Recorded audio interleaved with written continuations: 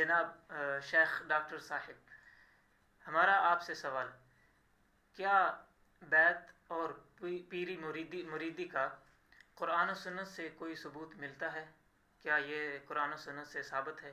Kindly اس پہ ذرا روشنی ڈالیے گا۔ حضرت علامہ پیر ظہیر عباس قادری صاحب، اسلامک و صوفی اسکالر، سجادہ نشین، مرکز قادریہ اسلام آباد۔ اسلام کا پرامن پیغام آگے شیئر کریں اور اپنے لیے صدقہ جاریہ بنائیں۔ جزاک اللہ۔ یہ بڑا ضروری سوال ہے، اور اس سوال پر یوں کہہ لیں کہ اس ٹاپک پر بات کرنا بھی انتہائی ضروری عمل ہے۔ وجہ یہ ہے کہ ہمارے ہاں روحانیت میں اور تصوف میں سب سے پہلا کویسچن ہی آج کے جتنے بھی ایجوکیٹڈ طبقہ ہے وہ سوال ہی یہ اٹھاتا ہے کہ آیا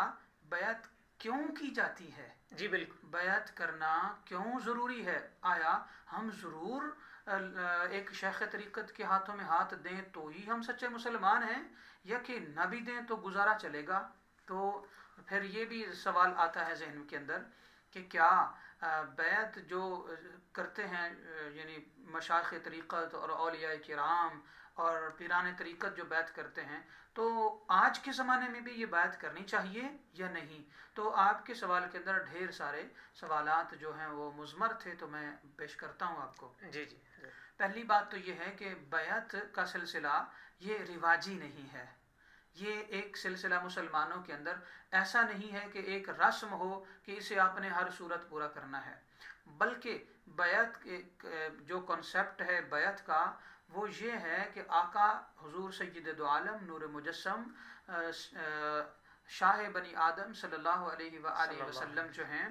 آپ کی پیاری سنت ہے بیعت کرنا، آقا علیہ السلام کی سنت محبوبہ ہے بیعت کرنا۔ یہ میرے سامنے تصوف کی بڑی معروف کتاب ہے عوارف المعارف، حضرت شیخ شہاب الدین سہروردی رحمۃ اللہ علیہ، جو کہ سلسلہ سہروردیہ کے سرتاج ہیں، تو انہوں نے اس کتاب کے اندر لکھا، اور یہ بیسک بکس جو ہے نا تصوف کی، ان کے اندر یہ یوں کہہ لیں کہ ٹاپ پہ آتی ہے لسٹ میں۔ تو اس کتاب سے لے کر آج تک باقاعدہ طور پر تمام مشائخ اعظام جو ہیں، اور ان سے پہلے کے جو مشائخ اعظام ہیں، ان کی تحقیق یہ ہے کہ بیعت کرنا قرآن و سنت سے ثابت ہے، آقا صلی اللہ علیہ وسلم کی پیاری سنت ہے، آقا علیہ السلام کو بہت پسند تھا، یہی وجہ ہے کہ آقا علیہ السلام نے باقاعدہ طور پر بیعت فرمائی۔ اس کا جو ثبوت ہے وہ ملتا ہے قرآن مقدس کی سورہ نمبر 48 سورہ فتح آیت نمبر 10 سے۔ اللہ تعالیٰ نے بیعت رضوان کے وقت، جب ویسے تو تمام صحابہ کرام بیعت کرتے تھے آقا علیہ السلام کی، مگر جب بیعت رضوان کے موقع پر آقا علیہ السلام بیعت فرما رہے تھے کہ کیا تم میرے ساتھ جہاد کرو گے، حضرت سیدنا عثمان غنی رضی اللہ تعالی عنہ کی خاطر اور ان کی عزت بچانے کی، اور جان جو ایک غلط فہمی پیدا ہو گئی ہے تو اگر ہمیں لڑنا پڑے تو کیا حضرت عثمان غنی رضی اللہ عنہ کی خاطر تم لوگ لڑو گے؟ تو ایک ایک صحابی ہاتھوں میں ہاتھ ڈال کر باقاعدہ بیعت کر رہے تھے، حتیٰ کہ حضرت سیدنا عثمان غنی رضی اللہ تعالیٰ عنہ چونکہ موجود نہیں تھے، وہ مکہ پاک میں تھے، تو پھر آقا علیہ السلام نے ان کی طرف سے اپنا ہاتھ جو ہے نا وہ بیعت کے لیے بڑھایا، اور فرمایا کہ یہ عثمان کی طرف سے میں ان کی بیعت، یعنی ان کی طرف سے میں بیعت کرتا ہوں۔ تو اس واقعے کو اللہ تعالیٰ نے خوبصورت انداز میں قرآن مقدس میں بیان فرمایا۔ اللہ تعالیٰ فرماتا ہے ان الذین یبایعونک انما یبایعون اللہ، بے شک وہ صحابہ کرام جو اے نبی علیہ السلام آپ کی بیعت کرتے ہیں، وہ صرف آپ کی بیعت نہیں کرتے، یبایعون اللہ، بے شک وہ اللہ سے بیعت ہوتے ہیں، وہ اللہ کی بیعت کرتے ہیں۔ لہٰذا اس آیت مبارکہ سے باقاعدہ طور پر یہ پتہ چلتا ہے کہ بیعت کرنا آقا علیہ السلام کی سنت ہے، اور بیعت ہونا یہ تمام صحابہ حضرت علی رضی اللہ تعالیٰ عنہ سمیت تمام صحابہ کی سنت ہے رضوان اللہ علیہم اجمعین۔ اور کسی بھی موقع پر اسلام کی تقویت کے لیے بیعت نماز ہو، بیعت صلاۃ ہو، وہ بیعت جہاد ہو، وہ کسی بھی حوالے سے بیعت کرنا آقا علیہ السلام کی بھی سنت ہے، اور یہ صحابہ کرام سے لے کر آج تک یہ سنت چلی آ رہی ہے۔ صرف یہاں تک نہیں بلکہ اللہ تعالیٰ ارشاد فرماتا ہے لَقَدْ رَضِيَ اللَّهُ عَنِ الْمُؤْمِنِينَ اِذْ يُبَايِعُونَكَ تَحْتَ الشَّجَرَةِ، یہ آیت مبارکہ جو ہے یہ بھی سورہ فتح کی آیت نمبر 48 یہ صورت نمبر ہے اور آیت نمبر 10 ہے۔ اللہ تعالیٰ نے شاہ فرمایا جن صحابہ نے میرے نبی علیہ السلام کی بیعت کی، لقد رضی اللہ عن المؤمنین، اللہ تعالیٰ ان صحابہ کرام سے راضی ہو گیا کہ جنہوں نے ان مومنوں پر راضی ہو گیا جنہوں نے نبی علیہ السلام کے ہاتھ پر بیعت کی، تحت الشجرہ، اس بیری کے درخت کے نیچے۔ تو کہنے کا مطلب یہ ہے کہ جو بیعت کرتا ہے،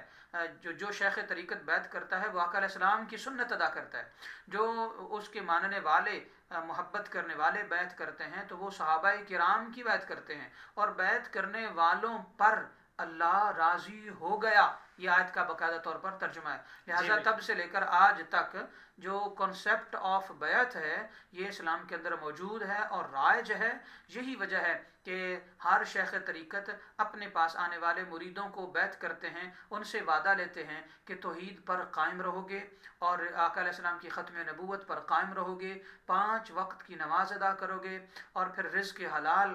کھاؤ گے، اسلام پر کاربند رہو گے، اور پھر کسی کے ساتھ ظلم اور زیادتی نہیں کرو گے، اور جو ہمارا سلسلہ ہے یعنی تمام جو مشائخ ہیں ان کے سلاسل جو ہے نا وہ خیر کے لیے ہیں، اصلاح کے لیے ہیں، برکت کے لیے ہیں، امت کی خدمت کے لیے ہیں، امت کو قرآن و حدیث کے ساتھ جوڑنے کے لیے ہیں۔ تو یہ جو سلسلے ہیں یہ وعدہ لیا جاتا ہے کہ تم ساری زندگی کاربند رہو گے ان اپنے پرومسز جو ہیں، ان جو وعدے آپ کے ہیں ان پر۔ تو آج بھی جو بیعت ہے یہ بیعت طریقت سب سے پہلے آقا علیہ السلام نے لی، اللہ تعالیٰ سے راضی ہوتا ہے۔ لہٰذا ہمیں چاہیے کہ آج کے زمانے میں بھی بیعت کو نہ رواج سمجھیں نہ رسم سمجھیں، نہ ہی بیعت کو صرف ایک خاص کانسیپٹ لے لیں، یہ جس طرح کے ٹپیکل سٹائل میں بہت سارے لوگ اس پر فتویٰ لگاتے ہیں۔ تو جس نے بیعت کا انکار کیا گویا کہ وہ قرآن کی ان آیات کا انکار کرتا ہے۔ لہٰذا جو یہ کہتا ہے کہ بیعت کرنا کیا ضروری ہے تو یہ ایک الگ کانسیپٹ ہے، یہ الگ چیز ہے کہ بیعت کرنی چاہیے یا نہیں، مگر بیعت کرنے کا جو نظریہ ہے وہ قرآن سے ثابت ہے، آقا صلی اللہ علیہ وسلم کی سنت سے بارہا مرتبہ ثابت ہے، اور آج بھی ہمیں بیعت جہاد بھی کرنی چاہیے، ہمیں اسلام پر کاربند رہنے کی بیعت بھی کرنی چاہیے، کیونکہ آج کے زمانے میں فتنے بہت زیادہ ہیں۔ جی بالکل، آج کے زمانے میں ایمان کے ڈاکو بہت زیادہ ہیں، آج کے زمانے میں کوئی پتہ نہیں چلتا کہ کون حق پر ہے، کون غلط ہے، کون ٹھیک ہے، اور کس کا عقیدہ کیسا ہے۔ تو ایسے دور کے اندر ہمیں چاہیے کہ ہم ایسا شیخ طریقت ڈھونڈیں جو عقیدے کا پختہ ہو، عمل صالح کا پختہ ہو، اور پھر کسی متصل جو سلسلہ ہے روحانیت کا اس کے ساتھ باقاعدہ ہو، وہاں سے فیض یافتہ ہو، ہم اس کے ہاتھ پر بیعت کریں۔